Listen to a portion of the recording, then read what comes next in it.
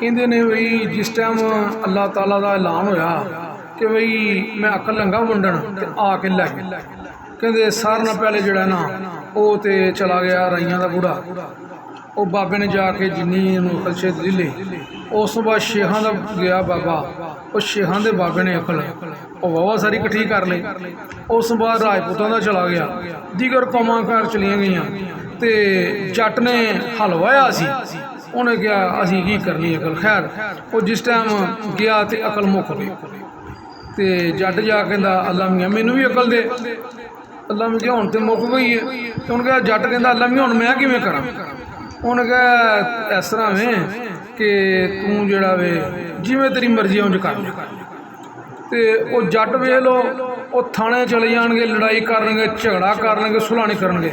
ਉਹ 8 ਸਾਲ 10 ਸਾਲ ਕੇਸ ਲੜ ਲੜ ਲੜ ਲੜ ਜਦੋਂ ਵੇਰਨਗੇ ਉਜੜ ਗਿਆ ਫਿਰ ਬੰਦਿਆਂ 'ਚ ਬਹਿਣਗੇ, ਬਹਿ ਕੇ ਤੇ ਮੰਨ ਲੈਣਗੇ ਤੇ ਫਿਰ ਸੁਲ੍ਹਾ ਉਹਨਾਂ ਦੀ ਫਿਰ ਸੁਲ੍ਹਾ ਹੋ ਜਾਏਗੀ। ਤੇ ਯਾਨੀ ਕਿ ਹੂੜਮਤੀ ਕਰਨੀ ਹੈ।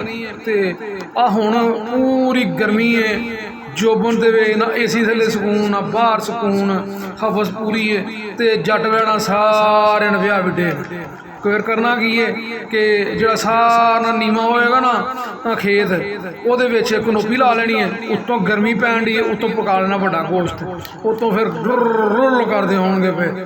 ਤੇ ਭਾਈ ਆਹ ਤੇ ਸਾਡਾ ਹਾਲ ਹੈ। ਉਹ ਕਹਿੰਦੇ ਨੇ ਜੱਟ ਦਾ ਤੇ ਅਕਲ ਦਾ ਕੀ ਜੋੜ, ਜੱਟਾਂ ਤੋਂ ਮਾਜ਼ਰਤ।